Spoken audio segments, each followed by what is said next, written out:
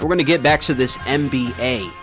Budding NBA superstar and Bucks forward Giannis Antetokounmpo recorded his first 2020 game this season. At only the age of 23, he led the Bucks. He's leading the Bucks to the 6th seed in the Eastern Conference. Is he the next LeBron James? That's the question.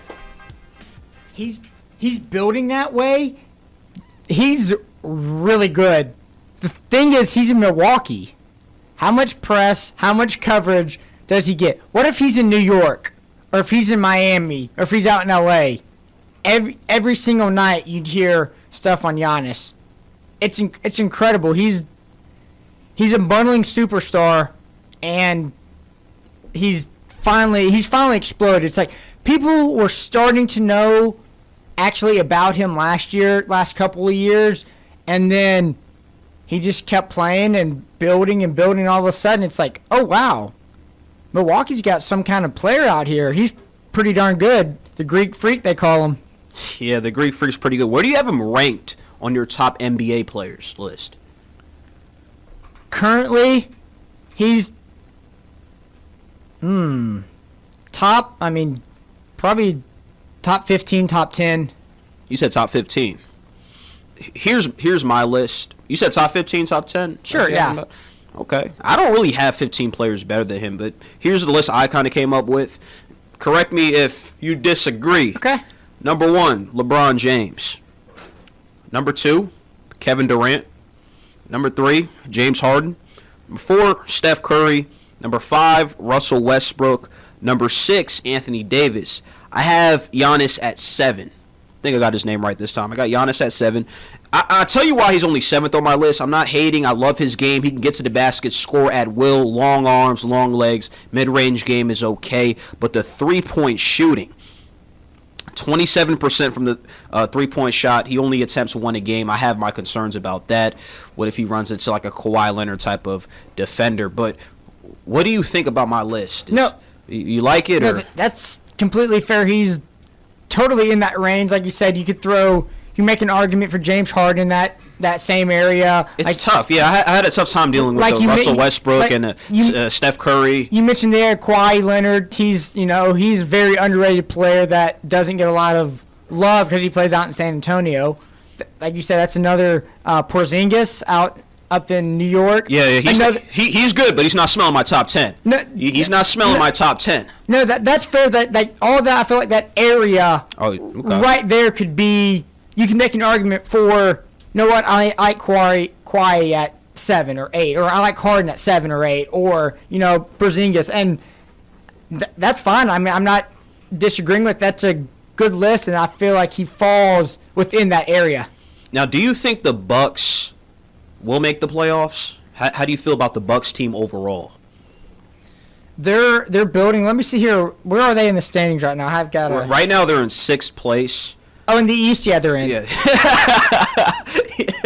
He said in the East they're in. He just said, you know what? I'm looking at the competition. He said, I'm looking at who they play. He was like, I'm not impressed by the Sixers. He said, I'm not impressed by the Knicks or the Pistons. He's like, they're going to finish above all of them.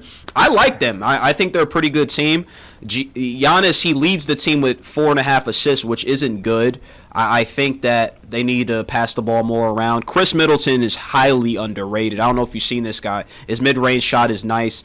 I mean, he doesn't get a lot of the popularity. I think he's the most underrated player in the NBA. This guy has multiple 40-point games, but he doesn't get the credit he deserves. The only thing with Giannis up in Milwaukee, and I know he's come out before and saying he loves Milwaukee. He would like to stay. He likes the area. He likes, He's saying that for now until he loses a couple times in the first round. But I mean, that's kind of where I was going with that. He loves the area. He just likes up there, which is fine.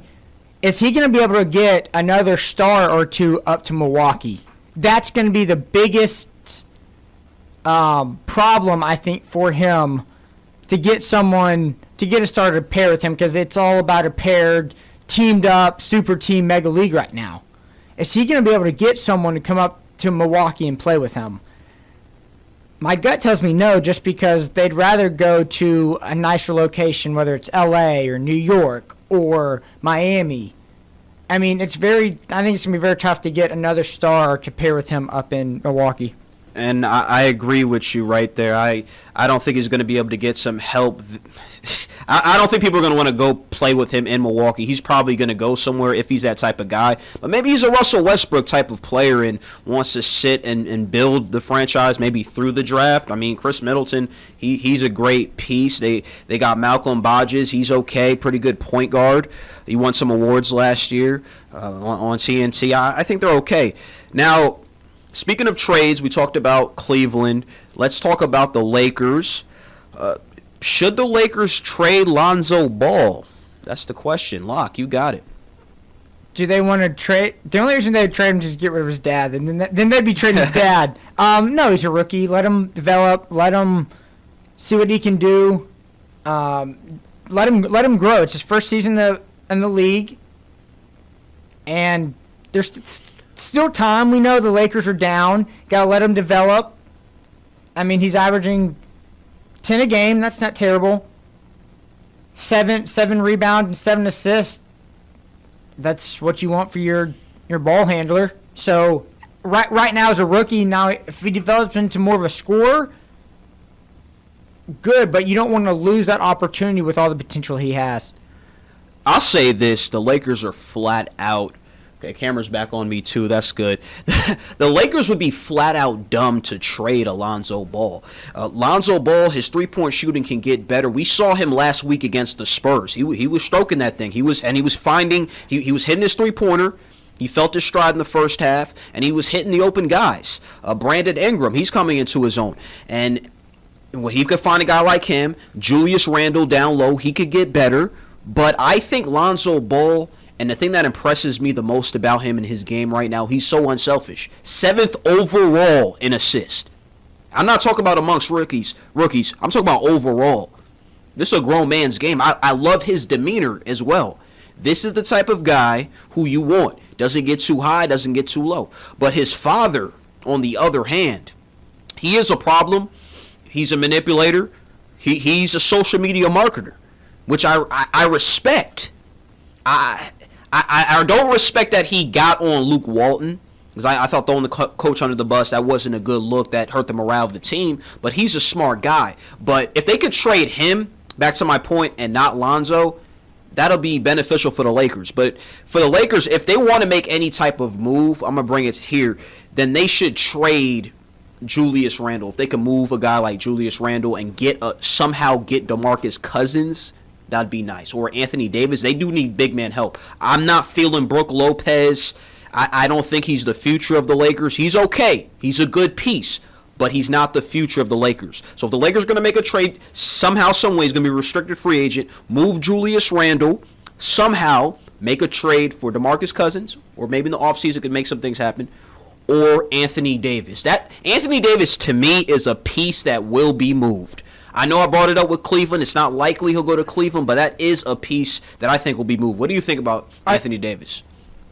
Are the Pelicans trading Davis for just Julius Randle, though? No. They're going to package some picks. They're going to want, what, at least two firsts, would you say? Or a first and some future picks depending on where they fall? I would say 2 first-round picks. Brandon... I like Brandon Ingram. I think he has so much potential. But maybe throwing him out. This is what I would do. I'm just saying, if Anthony Davis is on the table, hypothetically speaking, it can happen. They're going to want the whole world. One guy untradeable, Lonzo's untradeable. But you move Brandon Ingram. I like Kuzma. You move Kuzma. You throw in Clarkson if they want him. I doubt it. But if they want Clarkson, you throw his behind in there. You throw Brook Lopez in there. You throw in $8 million too. Anybody, look, we'll give up anybody for Anthony Davis, honestly. So you have Lonzo, Anthony Davis, and then... I don't give a damn. We'll figure the rest out. They'll figure the rest out. And then you have that free agent class. You go get Paul George, who said he's want to go out to L.A. There you go. I'm just saying, you do what you can to make your team as great as possible. Anthony Davis is a once-in-a-lifetime player. I think Lonzo Ball will be, too. I wouldn't give up Lonzo Ball at all. I think he's going to be a superstar. I know it's not showing completely right now, but this guy's a rookie. He's 19 years old. So people can't expect everything from him. Let's go quickly to Oklahoma City. They're still struggling, won 3 games in a row, won the other night. Carmelo Anthony saying he's accepting his role. I'm looking at it like you have no choice. What are your thoughts? Do you think they should move somebody in the big 3, Carmelo Anthony, Russell Westbrook, or Paul George? Do you think they need to move one of them? If they move anyone, it's got to be Paul George, just because he's on last year of his deal. You got to get something for him, because I don't see him signing back with Oklahoma City, because, like you said, he's wanted to go to LA for a while. But at this point, you just got to, if you're not going to trade him, just keep them together, see if you can make a run, see if you can knock off the Warriors or the Rockets, who are probably your top 2 teams at this point. I'll say this before we go to break real quick. I don't know if you move any of the 3, but their bench really sucks. They're at the bottom of the league in bench scoring, bench assists, etc. Maybe a Jeff Teague or Dennis Schroeder. Somehow, some way, bring in a guy who could distribute the ball around, who can make plays. They're not really a good assist team outside of Russell Westbrook. So I think they do need to make a trade, get some guys off the bench, and that'll put them in the category of being able to compete with the Rockets, the Spurs. If they get healthy, they're going to be a factor, and obviously the Golden State Warriors.